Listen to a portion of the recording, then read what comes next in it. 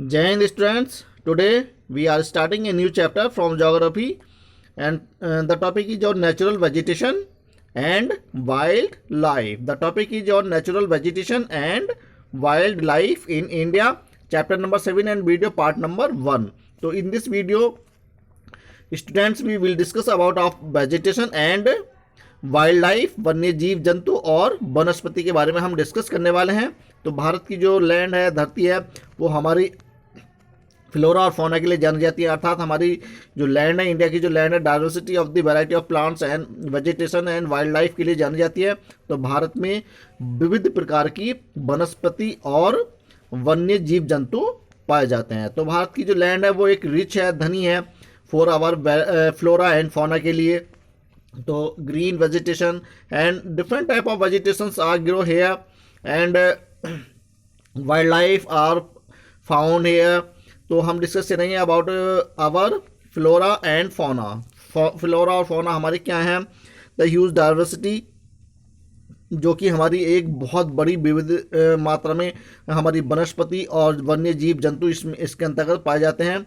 तो फ्लोरा और फौना के बारे में डिस्कस करेंगे। तो फ्लोरा हमारी जो कि एक लार्ज किंगडम ऑफ प्लांट्स के लिए जानी जाती है हमारी फ्लोरा, एंड फौना हमारी जानी जाती है फॉर आवर वाइल्ड एनिमल्स। यानी कि हमारी जो फ्लोरा के अंतर्गत आती है हमारी वेजिटेशन आती हैं, जो कि हमारा फॉरेस्ट एरिया है, रीजन है। तो इसके बारे में हम डिस्कस करेंगे। भारत के पास कितनी जो फॉरेस्ट रीजन है हमारे, और कितनी प्रकार की जो वनस्पति पाई जाती हैं, और कितने प्रकार के हमारे एनिमल्स जो वन्य जीव जंतु हैं भारत में वो पाए जाते हैं। तो हमारे मेजर एनिमल के बारे में डिस्कस करें, जो वाइल्ड एनिमल्स हैं हमारे, उसके बारे में हम डिस्कस करने वाले हैं इन दिस वीडियो में। तो भारत की जो लैंड है known for the flora and fauna के लिए जानी जाती है, रिच है, क्योंकि भारत में जो रेन है, जो रेन एवरेज है वो बहुत अच्छा होता है, जिस कारण से हमारे भारत में विविध प्रकार की वेजिटेशन पाई जाती हैं। और यही रीजन है कि हमारी जो वाइल्ड लाइफ है, जो कि हमारी मेजर स्ट्रेंथ है, हमारे जो हमारी सबसे ज़्यादा हमारे एनवायरनमेंट को मेंटेन करने के लिए हमारी जो फ्लोरा और फौना जो सबसे ज़्यादा इम्पोर्टेंट है। Without this our life is not possible. तो हमारी जो लाइफ है पूरी तरह डिपेंड है हमारे फ्लोरा और फौना पर, हमारी जो नेचुरल वेजिटेशन है उस पर डिपेंड करती है। तो आज हम डिस्कस करने वाले हैं अबाउट ऑफ नेचुरल वेजिटेशन। तो नेचुरल वेजिटेशन क्या होती हैं? प्राकृतिक वनस्पति, अर्थात ऐसी जो कम्युनिटी होती है प्लांट्स की जो एक एरिया में ग्रो होती हैं और लार्ज स्केल पर ग्रो होती हैं। तो अब हम डिस्कस करें कि हमारे भारत में कितने प्रकार की बायोडाइवर्सिटी पाई जाती है, और कितनी कितनी स्पेसिस ऑफ प्लांट्स की हैं, और कितनी स्पेसिस ऑफ हमारे एनिमल्स के पाए जाते हैं। तो अब डिस्कस करते हैं। तो हमारे our country is rich in biodiversity with about, यानी कि हमारे भारत की जो जीव मंडल है, ये जीव जो जगत है वो हमारा धनी है, रिच है। तो near about 47,000 plants species are found here, यानी कि लगभग 47,000 पेड़ पौधे हमारे भारत की धरती पर पाए जाते हैं। और इसके अलावा 15,000 फ्लावरिंग प्लांट्स, लगभग 15,000 से के आसपास 15,000 जो हमारे फ्लावरिंग प्लांट्स हैं, अर्थात फ्लावर हैं, फ्लावर प्लांट्स पाए जाते हैं। और इसके अलावा 89,000 species of animals are found hair.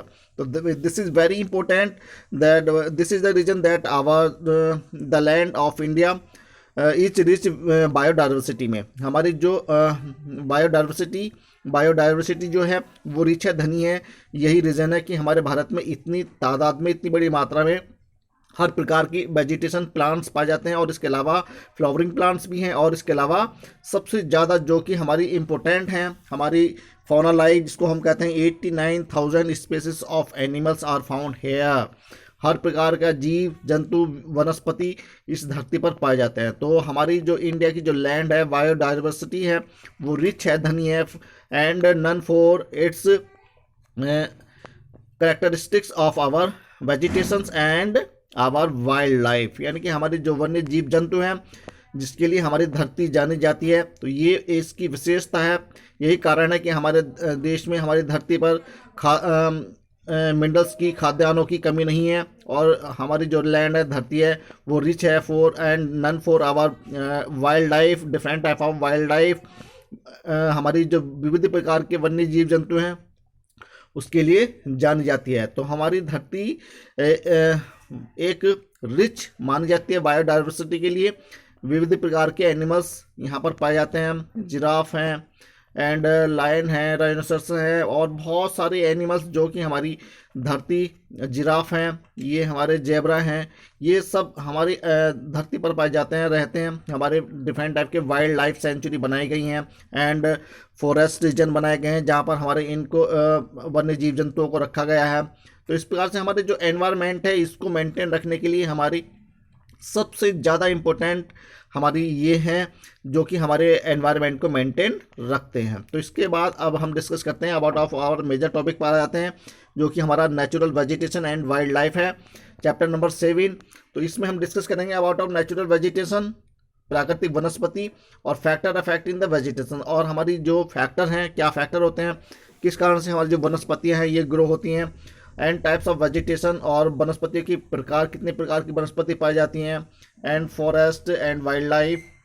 और इसके अलावा हमारे वन्य जीव जंतु और वन, इसके बारे में डिस्कस करेंगे। इसमें हमारे ट्रॉपिकल कितने प्रकार के फॉरेस्ट हमारे भारत में पाए जाते हैं, जैसे कि tropical forest region and tropical deciduous forest and temperate evergreen forest and temperate deciduous forest, Mediterranean forest and coniferous forest and grassland. इसके बारे में हम डिस्कस करेंगे। These are our objective of our this chapter. ये हमारे objective रहेंगे teaching के। तो सबसे पहले हमारा जो टॉपिक शुरू हो रहा है नेचुरल वेजिटेशन, यानी कि प्राकृतिक वनस्पति। प्राकृतिक वनस्पति जो कि नेचुरली, कुदरत ही उसको अपना आप ग्रो करती है, एंड ऐसा एरिया, ऐसी कम्युनिटी प्लांट्स की जहाँ पर ये बड़ी लार्ज स्केल पर बड़ी वैरायटी में ये पाए जाते हैं। तो natural vegetation refer to the plants community which has grown naturally without human aid and has been left undisturb by human for a long time. अर्थात ऐसी वनस्पतियाँ, ऐसी पेड़ पौधे जो विदाउट ह्यूमन बीइंग की एक्टिविटी के, बिना ह्यूमन बीइंग के किसी सहायता के हमारी ये ग्रो होती हैं, यानी कि स्वयं ही ग्रो होती हैं, प्रकृति इसको ग्रो करती है। तो ऐसी प्लांट्स, ऐसी जो कम्युनिटी के प्लांट्स हैं, ट्रीज हैं, ये रेफर करते हैं to the our natural vegetation, यानी कि जो प्राकृतिक ही जमते हैं, उगते हैं, वो हमारी प्राकृतिक वनस्पति के अंतर्गत आते हैं। तो this is term as vegetation. इसको हम वेजिटेशन के रूप में जानते हैं। लेकिन इसके अलावा हमारी क्या होती हैं, कुछ अन्य वनस्पतियाँ भी होती हैं जिसको ह्यूमन बीइंग के द्वारा कल्टीवेट किया जाता है। अर्थात जैसे कि this are the cultivated crop, fruits, plantations, orchard from part of the vegetation but not natural vegetation. This aspect of the nature which involve plants and animals of a region is commonly referred as the flora and fauna. अब हमारे flora और fauna यानी कि कुछ ऐसी plants होते हैं जो या कुछ ऐसी फ्लावरिंग प्लांट्स होते हैं जिसको मनुष्य के द्वारा ग्रो किया जाता है। तो ऐसी जो प्लांट्स जो होते हैं वो हमारे नेचुरल वेजिटेशन के अंतर्गत नहीं आते हैं। जैसे कि हमारी खेती बाड़ी हो गई, और इसके अलावा फ्रूट्स हो गए, और प्लांटेशन हो गई जो कि हम, जैसे हमारी टी होती है, तो ये हमारी ऑर्चार्ड हो गया। ऑर्चार्ड यानी कि जो मनुष्य के द्वारा, मनुष्य की क्रिएटिविटी के द्वारा ये तैयार किए जाते हैं। तो this is not include in our vegetation. Natural vegetation में हम इसको इंक्लूड नहीं करते हैं, बट नेचुरल वेजिटेशन वे होती हैं जो प्राकृतिक स्वयं उगती हैं। और इसके अलावा हमारी जो धरती है, हमारी जो लैंड है, वो हमारी फ्लोरा और फौना के लिए जानी जाती है। अर्थात कुछ ऐसे एनिमल्स जो होते हैं जो प्लांट्स पर इन्वॉल्व करते हैं, विच इन्वॉल्व प्लांट्स एंड एनिमल्स, यानी कि कुछ ऐसी जो वेजिटेशन जिसमें हमारे प्लांट्स भी और हमारे एनिमल भी इन्वॉल्व रहते हैं। तो ऐसी जो एरिया होते हैं, ऐसी जो रीजन होते हैं, वो हमारी फ्लोरा और फौना को रेफर करते हैं, फ्लोरा और फौना को समझाते हैं। अर्थात फ्लोरा में हमारी वेजिटेशन आ जाएंगी, फॉरेस्ट रीजन आ जाएगा, और हमारे फौना में अर्थात जो हमारे शेल्टर होते हैं, फॉरेस्ट होते हैं, जिनके लिए हमारे एनिमल्स, जिसको हम वाइल्ड एनिमल के नाम से जानते हैं। तो भारत की जो लैंड है वो फ्लोरा और फौना के लिए जानी जाती है, धनी है, रिच है। Flora is used to denote plants of particular region or a period, and fauna is used to denote of the animals of particular region। अर्थात फ्लोरा हमारी जो डिफाइन करती है हमारी ए नंबर ऑफ प्लांट्स को, यानी कि जो पेड़ पौधे अपना स्वयं ग्रो होते हैं एट ए पर्टिकुलर रीजन, एक निश्चित क्षेत्र पर, तो वो हमारे फ्लोरा के अंतर्गत आते हैं। और जो फ्लोरा में रहने वाले एनिमल्स होते हैं, जो वन्य जीव जंतु होते हैं, वो हमारे रेफर करते हैं एट ए पर्टिकुलर रीजन, यानी कि एक निश्चित क्षेत्र पर, वो as a refer to our fauna, हमारे फौना को रेफर करते हैं। तो these our two types of जो हमारी ये टू टाइप्स की जो हमारी फ्लोरा और फौना है। तो हमारी फ्लोरा में हमारी आ गई वेजिटेशन यानी कि वनस्पति आ जाएगी, प्लांट्स आ जाएंगे, फ्लावरिंग प्लांट, सभी चीज़ें आ जाएंगी। और फौना में हमारे वाइल्ड एनिमल्स आ जाएंगे, वन्य जीव जगत आ जाएगा। तो ये हमारी ह्यूज है, बड़ी मात्रा में पाए जाते हैं, दोनों ही मात्रा में हमारे भारत की जो लैंड है, धरती है, धनी है। This huge diversity in flora and fauna kingdom is due to the certain factor. Nearly all species of the plants world need minerals, water, and sunlight to grow. The availability of these different in different region affect the type of. And अब जो हम discuss करते हैं कि हमारी जो ये flora और फौना होती हैं, ये हमारी कहीं ना कहीं जो इसके पीछे कुछ ना कुछ फैक्टर जरूर होते हैं जिससे हमारी ये अफेक्टेड होती हैं, प्रभावित होती हैं, और इसी कारण से ये एक स्थान पर बड़ी मात्रा में ग्रो होते हैं, पाए जाते हैं। तो यही एक फैक्टर होते हैं अफेक्टिंग करने वाले, यानी कि जिसके पीछे जैसे कि हमारे वाटर की अवेलेबिलिटी होगी, अर्थात रेन हो गई, यानी कि अगर रेन अच्छी होगी तो वहाँ पर हमारी वेजिटेशन भी अच्छी ग्रो होंगी, और वेजिटेशन ग्रो होंगी तो हमारे वाइल्ड एनिमल्स भी बड़ी मात्रा में पाए जाएंगे। यानी कि हम कह सकते हैं climate is the major factor of these, हमारे फ्लोरा और फौना के लिए सबसे ज़्यादा इम्पोर्टेंट होता है। तो इसके बारे में भी हम जान लेते हैं कि हमारे जो फ्लोरा फौना के लिए सबसे ज़्यादा इंपॉर्टेंट जो फैक्टर क्या होते हैं। The quantity of plants which are can grow in the particular region along these basic need of the plants. There are the factor like the climate, availability of the animals which help plants to spread and grow. Let us see these factor one by one slightly more detail. अर्थात अब हमारे क्या factor हैं, किन कारणों से हमारी जो वनस्पति हैं ये ग्रो होती हैं, जैसे कि जलवायु, और हमारी ये सबसे ज़्यादा इंपॉर्टेंट होती है। यानी कि किसी क्षेत्र की अगर जलवायु अच्छी है, वहाँ पर रेन अच्छी होती है, वर्षा अच्छी होती है, तो इसी कारण से हमारी वेजिटेशन वहाँ पर होती है, और वेजिटेशन अगर अच्छी होंगी तो हमारे फौना यानी कि हमारे वाइल्ड एनिमल्स भी बड़ी मात्रा में पाए जाएंगे। अब हम इसके जो फैक्टर क्या हैं अफेक्टिंग करने वाले, जो हमारी दोनों चीज़ों को अफेक्टेड करते हैं, वो फैक्टर क्या है उनके बारे में जानेंगे वन बाई वन करके। तो हमारे फैक्टर अफेक्टिंग करने वाली क्या क्या चीज़ें हैं। फैक्टर अफेक्टिंग वेजिटेशन, अब क्या है जो हमारी वेजिटेशन को फैक्टर जो अफेक्ट करते हैं, प्रभावित करते हैं। तो लैंड एंड सॉइल, यानी कि जो हमारा मेजर पॉइंट है हमारी वेजिटेशन के लिए, जो फैक्टर हैं जो मेजर, वो है हमारा लैंड एंड सॉइल। यानी कि अगर हमारी भूमि अच्छी उपजाऊ मिट्टी पाई जाती है जिस क्षेत्र में, जैसे कि हमारे जो हिली रीजन होते हैं वहाँ पर हमारी उपजाऊ मिट्टी पाई जाती है, तो इस कारण से वहाँ पर वेजिटेशन जो हमारी लार्ज स्केल पर ग्रो होती है और वहाँ पर रेन अच्छी होती है। तो ये एक मेजर फैक्टर होता है, land and soil major factor है। और यही फैक्टर हमारा जो है कल्टीवेशन पर भी फॉलो होता है, यानी कि हमारी जो कल्टीवेशन होती है, खेती बाड़ी होती है, वो भी हमारी लैंड एंड सॉइल पर ही डिपेंड करता है, क्लाइमेट पर डिपेंड करता है। तो मेजर फैक्टर है हमारा जो वेजिटेशन को बड़ी मात्रा में ग्रो करते हैं, लैंड एंड सॉइल। तो यानी कि मिट्टी, उपजाऊ मिट्टी, यदि उपजाऊ मिट्टी है तो वेजिटेशन वनस्पति अच्छी ग्रो होती हैं। The nature of land directly influence of the type of vegetation, the quality and type of the minerals, availability of the effect and potential for the growth of plants, water level of the fertility and land generally connected to agriculture। अर्थात ऐसी area, ऐसी जगह जहाँ पर हमारी उपजाऊ मिट्टी पाई जाती है और डिफरेंट टाइप के जो मिनरल्स होते हैं जो हमारी वेजिटेशन को अफेक्टेड करती है, प्रभावित करती हैं।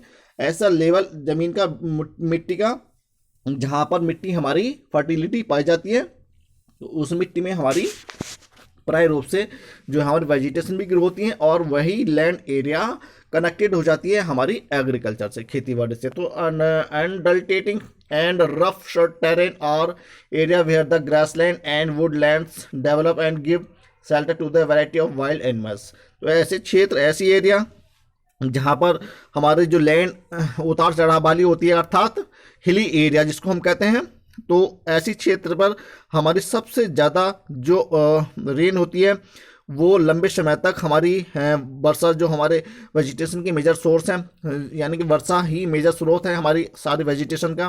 तो वर्षा अच्छी होती है तो वहीं क्षेत्र में हमारी जो वेजिटेशन भी अच्छी ग्रो होगी, और इसी के परिणाम स्वरूप हमारे जो एनिमल्स होते हैं उन एनिमल्स को भी सर्वाइवल करने के लिए हमारी जो एनिमल को सर्वाइव करने के लिए हमारे वन्य जीव जंतु भी वहीं पर पाए जाएंगे, अर्थात दोनों का इंटरमिलन होना वहाँ पर पाया जाना इम्पोर्टेंट है, यानी कि फ्लोरा और फौना दोनों ही वहाँ पर डेवलप मात्रा में होंगे। ये woodlands and develop to give the shelter the variety of wild life, अर्थात ये हमारे जो फॉरेस्ट होते हैं ये हमारे जीव जंतुओं को क्या देते हैं, शेल्टर देते हैं, आश्रय देते हैं, वहीं पर रहते हैं। तो different types of the soils provide basis of the different types of the vegetation, तो यही कारण है कि हमारी विविध प्रकार की वनस्पतियां पाई जाती हैं। The sandy soils of the desert support cactus and thorny bushes and wet marshy deltaic soil support the mangrove and deltaic vegetation, अर्थात जैसे रीजन होंगे वैसी वनस्पति होगी। यदि हमारा थॉर्नी डेजर्ट रीजन है तो वहाँ पर हमारी कटीली झाड़ियाँ, बुशेस, कैक्टस टाइप की जैसी वनस्पति वहाँ पर ग्रो होंगी। तो ये फैक्टर हैं जो मेजर अफेक्ट करता है हमारी वेजिटेशन को। और इसके अलावा जो हमारे ऐसी जो डेल्टेटिक होती हैं, अर्थात जहाँ पर हमारे जो नदियाँ हैं, रिवर्स हैं, एक डेल्टा बनाती हैं, ऐसी जगह पर हमारे जो है डेल्टेटिक टाइप की जो सॉइल है वो पाई जाती है, अर्थात जहाँ पर हमारी मिट्टी यानी कि जो रिवर एक डेल्टा बनाती हैं, जहाँ पर जैसे सुंदरवन डेल्टा है तो ऐसे क्षेत्र में, ऐसी एरिया में हमारे सबसे ज़्यादा मात्रा में मैंग्रोव ट्री पाए जाते हैं, मैंग्रोव ट्री पाए जाते हैं जिसको हम आम्र कुंज के नाम से जानते हैं। And the hill slopes normally have rocks and the comparatively thinner layer of the soil. This area does not retain much water and therefore conicals trees are, यानी कि हमारे जो हिली एरियाज होते हैं वहाँ पर हमारे वर्षा का मात्रा तो ठीक होती है, लेकिन वहाँ पर पानी की मात्रा अधिक नहीं रुकती है, क्योंकि वो स्लोप टाइप में होते हैं, पानी वहाँ पर नहीं रुकता है। इसी कारण से वहाँ पर हमारी जो ट्रीज होते हैं वो हमारे लंबे हो जाते हैं, लेकिन इतनी बड़ी मात्रा में जो ग्रीन नहीं रह पाते। कुछ ऐसे जो क्षेत्र होते हैं।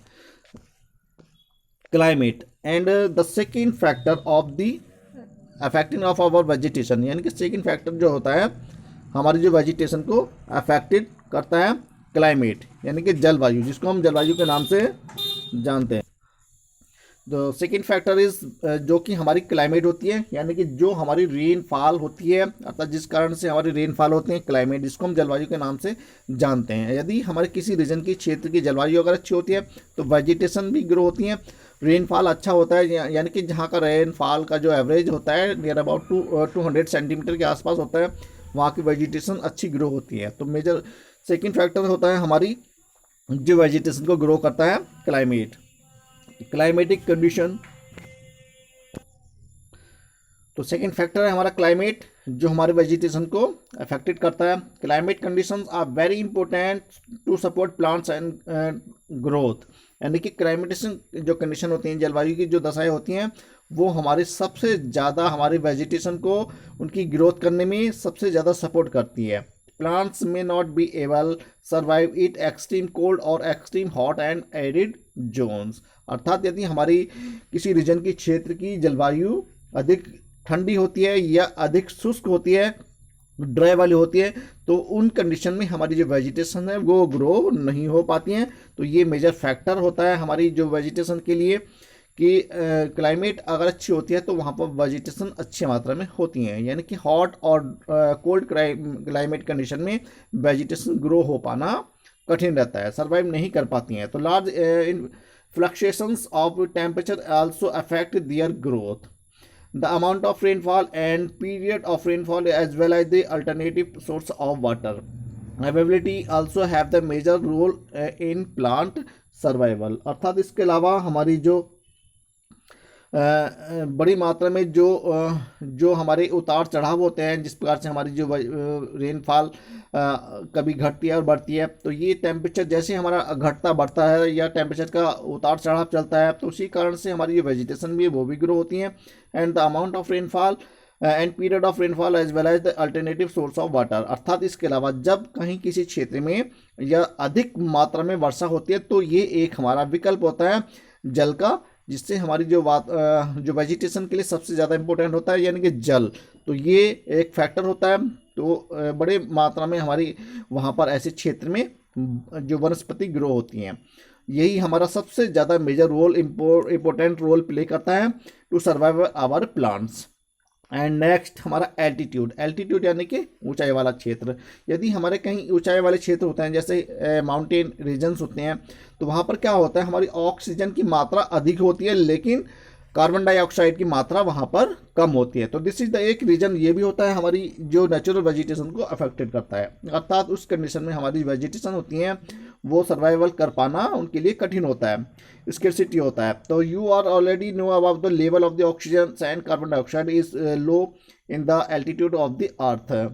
यानी कि जैसा आप लोग जानते हैं कि हमारे एनिमल्स की, हमारी प्लांट्स के लिए सबसे ज़्यादा जो आवश्यकता होती है कार्बन डाइऑक्साइड की होती है और ह्यूमन बीइंग के लिए आवश्यकता होती है ऑक्सीजन की। तो अगर हमारे प्लांट्स को कार्बन डाइऑक्साइड जो उसकी मेजर फूड होता है जिससे वो अपनी एनर्जी को गेट करते हैं, यदि वो ही नहीं मिल पाती है तो वहाँ पर प्लांट्स ग्रो हो पाना कठिन होता है। तो ऐसे ये हमारे मेजर फैक्टर होते हैं जो हमारी वेजिटेशन को अफेक्टेड करते हैं। तो the scarcity of the gases affect the survival of plants in the such regions. ऐसे क्षेत्र में हमारे जो जहाँ पर जो अनडिस्ट्रीब्यूशन होता है हमारे गैसेस का, तो वहाँ पर हमारे प्लांट्स को सर्वाइवल कर पाना ऐसे क्षेत्र में कठिन होता है। तो the trees are normally do not grow beyond the destinated line in which visible this line is called the tree line. अर्थात ऐसे क्षेत्र में, ऐसी जगह पर हमारे जो ट्री हैं वो ग्रो नहीं हो पाते हैं और ऐसे क्षेत्र को हम ट्री लाइन के नाम से जानते हैं। तो वेजिटेशंस वेरी इंपॉर्टेंट होती हैं फॉर द नेशन,